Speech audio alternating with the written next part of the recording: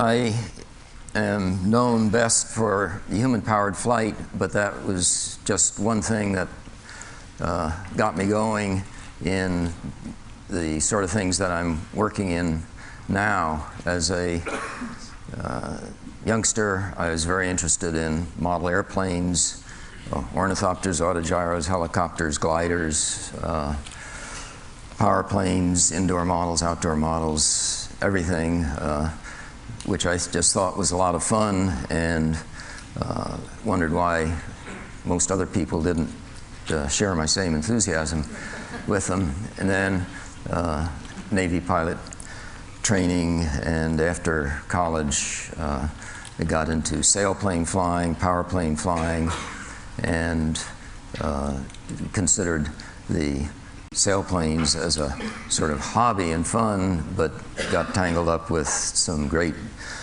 professor types who convinced me and everybody else in the field that this was a good way to get into really deep science. While this was all going on, I was in the field of weather modification, although getting a PhD in aeronautics. The weather modification subject was getting started, and as a graduate student I could go around to the various talks that were being given on it, hitchhike a ride to the East Coast and so on, and everybody would talk to me, but all the professionals in the field hated each other and they wouldn't communicate, and as a result I got, I think, an absolutely unique background in that field, and started a company which did more research in weather modification than anybody, and there are a lot of things that I just can't go into. But then in 1971 started AeroVironment with no employees, then 1, then 2, then 3, and sort of fumbled along on trying to get interesting projects. We had aerodynamicists who, like I, did not want to work for aerospace companies on some big many-year project. And so we did our small projects, and the company slowly grew. The thing that was exciting was in 1976, I suddenly got interested in the human-powered airplane because I'd made a loan to a friend of $100,000. I guaranteed the money at the bank. He needed the money for starting a company. The company did not succeed, and he couldn't pay the money back, and I was the guarantor of the note, so I had a $100,000 debt. And I noticed that the Kramer Prize for human-powered flight, which had been around for 17 years at the time, was 50,000 pounds, which at the exchange rate was just about $100,000. So suddenly I was interested in human-powered flight, and did not, the way I approached it first, thinking about ways to make the planes, was just like they had been doing in England, and not succeeding, and I gave it up. Figured, nah, there isn't any simple, easy way. But then got off on a vacation trip and was studying bird flight just for the fun of it. And you can watch a bird soaring around in circles and measure the time and estimate the bank angle and immediately figure out its speed and the turning radius and so on, which I could do in the car as we were driving along the vacation trip, which my 3 sons, young sons, helping me, but ridiculing the whole thing very much. But that, you began thinking about how birds went around, and then how airplanes how hang gliders would fly, and then other planes. And the idea of the Gossamer Condor type airplane quickly emerged. It was so logical, one should have thought of it in the first place, but one didn't. Just keep the weight down. 70 pounds was all it weighed, but let the size swell up like a hang glider, but 3 times the span, 3 times the chord. You're down to 1/3 the speed, 1/3 the power, and a good bicyclist can put out that power, and that worked, and we won the prize a year later. We did a lot of flying, a lot of experiments, a lot of things that didn't work, and ones that did work, and the plane kept getting a little better. Got a good pilot, Brian Allen, to operate it, and finally succeeded, but unfortunately about $65,000 was spent on the project, and there's only about 30 to help retire the debt. But fortunately, Henry Kramer, who put up the prize for, that was a 1-mile flight, put up a new prize for flying the English Channel, 21 miles, and he thought it would take another 18 years for somebody to win that. We realized that if you just cleaned up our Gossamer Condor a little bit, the power to fly would be decreased a little bit, and if you decrease the power required a little, the pilot can fly a much longer period of time. And Brian Allen was able, in a miraculous flight, to get the Gossamer Albatross across the English Channel, and we won the £100,000, $200,000 prize for that. And when all expenses were paid, the debt was handled, and everything was fine. It turned out that giving the planes to the museum was worth much more than the debt. So for 5 years, 6 years, I only had to pay 1/3 income tax. So there were good economic reasons for the project, but that's not. Well, the project was done entirely for economic reasons, and we have not been involved in any human-powered flight since then because the prizes are all over. But that sure started thinking about various things, and immediately we began making a solar-powered plane because we felt solar power was going to be so important for the country and the world. We didn't want the small funding of the government to be decreased, which is what the government was trying to do with it, and we thought a solar-powered plane wouldn't really make sense, but you could do it, and it would get a lot of publicity for solar power and maybe help that field. And that project continued, did succeed, and we then got into other projects in aviation and mechanical things and ground devices.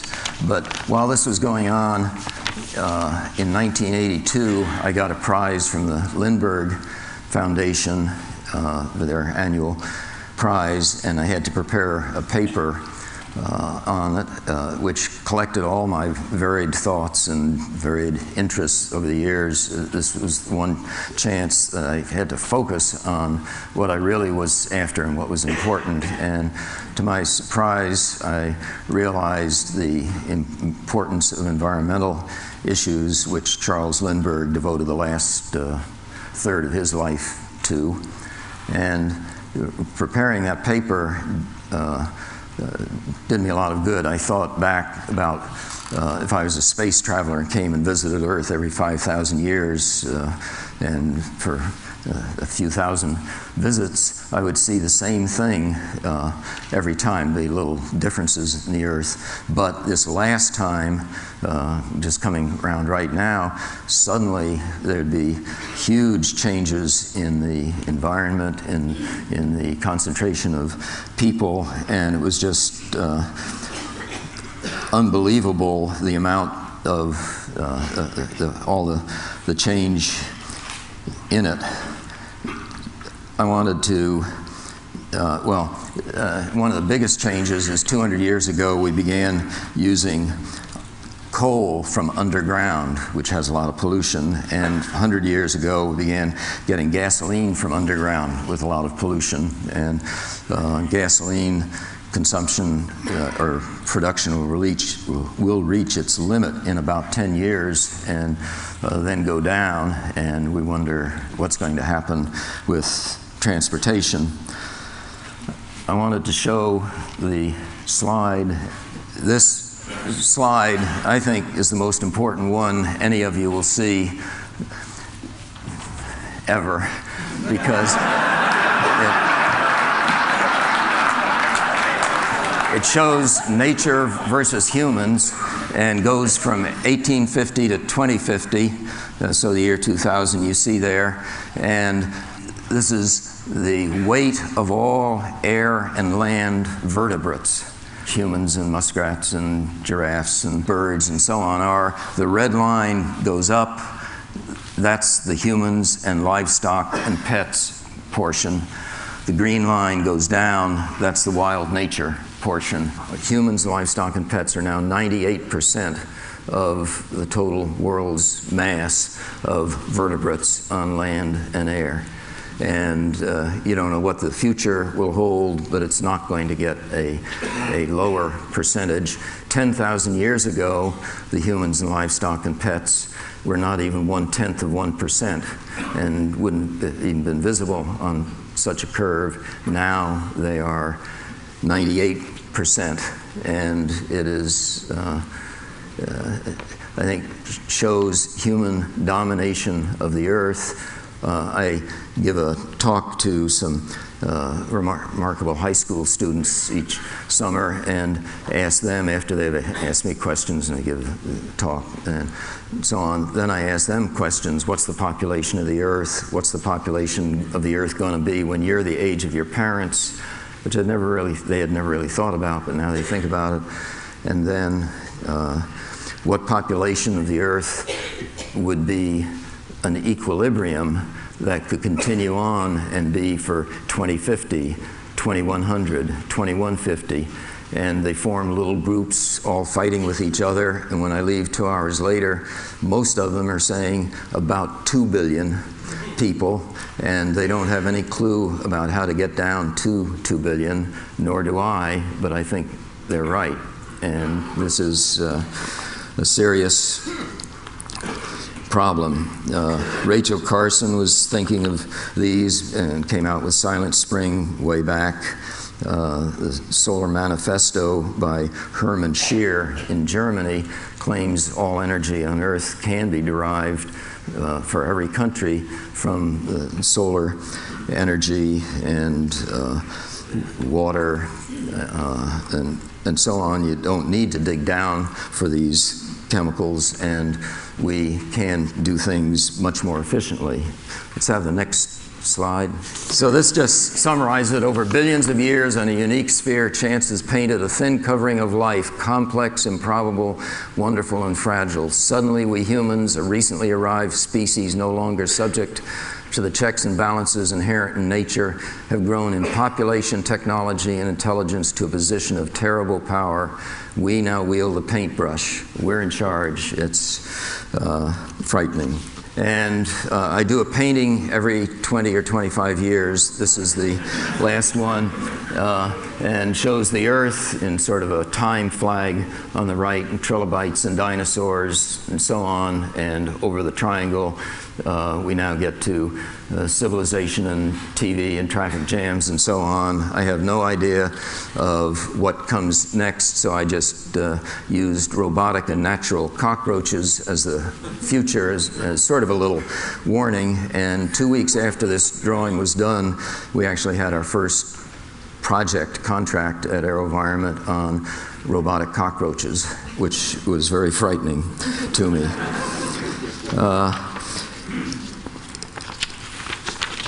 Well, that'll be all the slides. As time went on, we stopped our environmental programs. We focused more on the really serious energy problems of the future, and we produced products for the company, and we developed the impact car that General Motors made the EV1 out of, and got the Air Resources Board to have the regulations that stimulated the electric cars, but they've since come apart, and we've done a lot of things, small drone airplanes and so on. I have a Helios, we have the first video. With a wingspan of 247 feet, this makes her larger than a Boeing 747.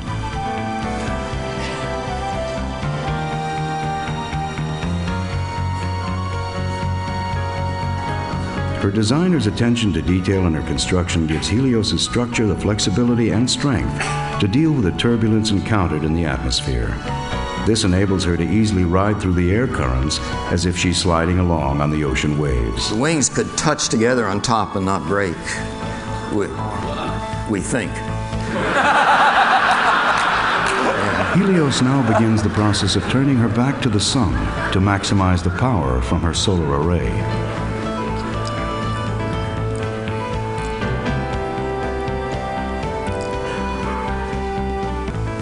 As the sky gets darker and the outside air temperatures drop below -100 degrees Fahrenheit, the most environmentally hostile segment of Helios' journey has gone by without notice, except for being recorded by specially designed data acquisition systems and their associated sensors.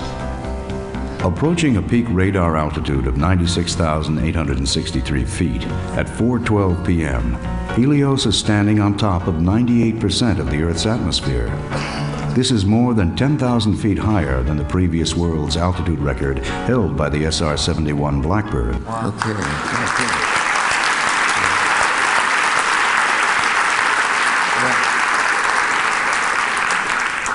That plane has many purposes, but it's aimed for communications, and it can fly so slowly that it'll just stay up at 65,000 feet.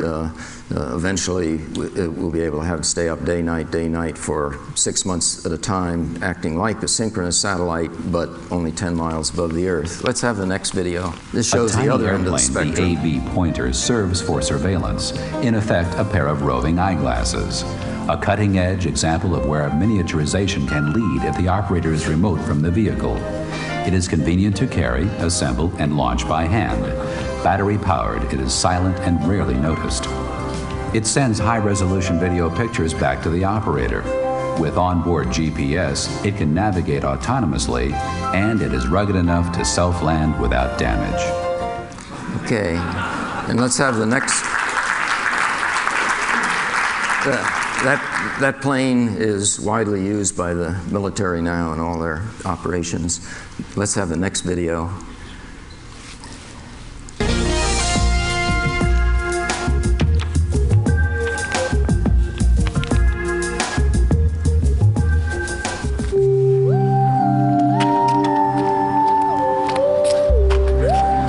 He's got it on his head. We're going to end our visit with Paul MacCready's Flying Circus by meeting his son Tyler, who with his two brothers helped build the Gossamer Condor 25 years ago. Could chase it like this for hours. When they got bored with their father's project, they invented an extraordinary little plane of their own. And I can control it by putting the lift on one side of the wing or on the other. They called it their walk-along glider. I've never seen anything like that. How old were you when you invented that? Oh, 10, 11, oh my 12, God. Something like that. Amazing. And Tyler's here to show you the walk along.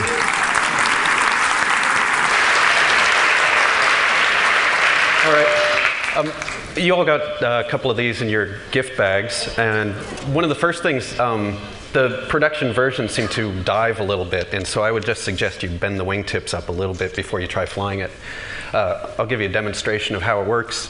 The idea is that it soars on the lift over your body like a seagull soaring on a cliff. As the wind comes up, it has to go over the cliff. So as you walk through the air, it goes around your body. Some has to go over you. And so you just keep the glider positioned in that upcurrent. The launch is the difficult part. You got to hold it high up over your head, and you start walking forward and just let go of it. and you can control it like that. And then also, like it said in the video, you can turn it left or right just by putting the lift under one wing or another. So I can do a, that was going to be a right turn. And this one will be a left turn. Yeah, but anyway, and that's it. So you can just control it wherever you want, and it's just hours of fun. And these are no longer in production, so you have real collector's items. And this, we just wanted to show you if we can get the video running on this. Yeah, just an example of video, a little video surveillance. This was flying around in the party last night, and you can see how it just can fly around, and you can spy on anybody you want.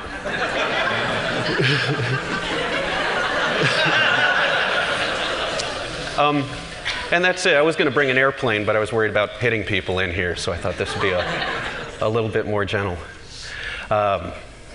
And that's it. Yeah. Just a few inventions.